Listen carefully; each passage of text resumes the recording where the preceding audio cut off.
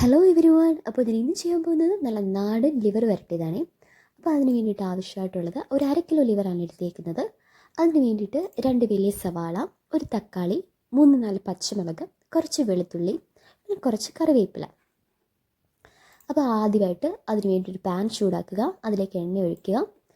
അത് എണ്ണ ചൂടായിട്ട് വരുമ്പോൾ അതിലേക്ക് കുറച്ച് കടുകിടുക. അതിനുശേഷം നമ്മൾ കുറച്ച് ജീരകമാണ് ഇടുന്നത്, ഒത്തിരി ഇടില്ല, കുറച്ചിടുക. ആ ഒരു ജീരകത്തിൻ്റെ ഫ്ലേവർ ഇതിലേക്ക് വരും, നല്ലതാണ്. അത് കഴിയുമ്പോൾ നമ്മൾ അതിലേക്ക് കറിവേപ്പിലയും പിന്നെ അതുപോലെ തന്നെ സവാളയും ഇടുക. ഇതിൻ്റെ കൂട്ടത്തിൽ ഞാൻ ഒരു സാധനം കൂടെ ആഡ് ചെയ്യുന്നുണ്ട്, ഒരു വഴനയിലയാണ്. അത് ഓപ്ഷണലാണ്, നമുക്ക് വേണമെന്നുള്ളവർക്ക് മാത്രം ആഡ് ചെയ്താൽ മതി, അതിന് ടേസ്റ്റ് ഇഷ്ടമുള്ളവർക്ക്. അതിനുശേഷം ഉള്ളി നന്നായിട്ട് ഒരു ചെറിയ രീതിയിൽ വഴണ്ടി വരുന്ന ടൈമിൽ കുറച്ച് ഉപ്പിടുക. ഉപ്പിട്ടിട്ട് വീണ്ടും വഴറ്റുക. ഇനി അതിലേക്ക് നമ്മൾ പച്ചമുളകും അതേപോലെ വെളുത്തുള്ളിയും കൂടെ അരിഞ്ഞു വെച്ചത് നമ്മൾ ആഡ് ചെയ്യുകയാണ്. ആഡ് ചെയ്ത ശേഷം നന്നായിട്ട് മിക്സ് ചെയ്യുക. മിക്സ് ചെയ്തിട്ട് ഈ ഉള്ളിയെല്ലാം നല്ല രീതിയിൽ വഴണ്ടി വരിക. അപ്പോൾ ഉള്ളി നല്ല രീതിയിൽ വഴണ്ട് വന്നിട്ടുണ്ട്. ഇനി ഇതിലേക്ക് നമ്മൾ ആഡ് ചെയ്യാൻ പോകുന്നത് ജിഞ്ചർ പേസ്റ്റാണ്. ഇതിന് പകരം ഇഞ്ചി ചതച്ചതാണെങ്കിൽ മതി. അപ്പോൾ ഇഞ്ചിയുടെ പേസ്റ്റ് നമ്മൾ ആഡ് ചെയ്തു. അതിനുശേഷം നല്ല മിക്സ് ചെയ്തതിന് ഇതെല്ലാം നല്ലതായിട്ട് മിക്സ് ചെയ്തതിന് ശേഷം ഇനി നമ്മൾ ചില്ലി ഫ്ലേക്സാണ് ആഡ് ചെയ്യുന്നത്. ചില്ലി ഫ്ലേക്സ് ഇത് ആഡ് ചെയ്തതിന് ശേഷം അതും ഓപ്ഷണലാണ്, വേണമെങ്കിൽ മാത്രം ഇട്ടാൽ മതി. അത് കഴിഞ്ഞിട്ട് നന്നായിട്ട് മിക്സ് ചെയ്യുക. ഇനി നമ്മൾ പൊടികളാണ് ഇടാൻ പോകുന്നത്. അപ്പോൾ ആദ്യമായിട്ട് 1 ടീസ്പൂൺ മല്ലിപ്പൊടിയാണ് ആഡ് ചെയ്യുന്നത്. അതിനുശേഷം നമ്മൾ കുറച്ച് മഞ്ഞൾപ്പൊടി, ഒരുപാട് ആവല്ല, കുറച്ച് മഞ്ഞൾപ്പൊടിയാണ് ഇട്ടേക്കുന്നത്. അതിനുശേഷം നമ്മളിനി 2 ടീസ്പൂൺ മുളക് പൊടിയാണ് ഇട്ടേക്കുന്നത്. ഇനി അത് കഴിഞ്ഞിട്ട് നമ്മൾ 1.5 ടീസ്പൂൺ ഗരം മസാല പൊടിയും കൂടി ഇട്ടു. അത് കഴിയുമ്പോൾ നന്നായിട്ട് മിക്സ് ചെയ്ത് നല്ല രീതിയിൽ ആ ഒരു പച്ചമണം മാറിയിട്ട് വരുമ്പം അതിലേക്ക് നമ്മൾ കുറച്ച് കുരുമുളക് പൊടിയും കൂടെയാണ് ഇടുന്നത്. കുരുമുളക് പൊടി നമ്മുടെ എരിവിനനുസരിച്ചാണ് ഇടേണ്ടത്.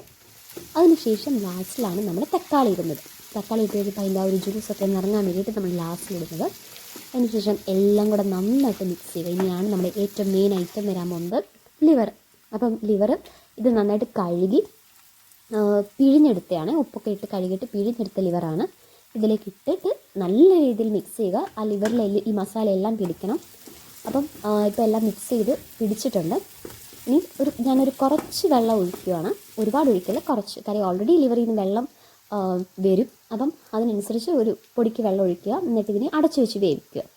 അടച്ചു വെച്ചൊരു 15 to 20 മിനിറ്റ്സ് വേവിക്കുക.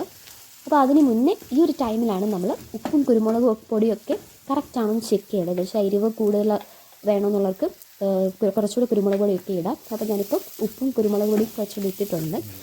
എല്ലാം കൂടെ എന്നിട്ട് നന്നായിട്ട് മിക്സ് ചെയ്തിട്ട് അടച്ചു വെച്ച് വേവിക്കുകയാണ്.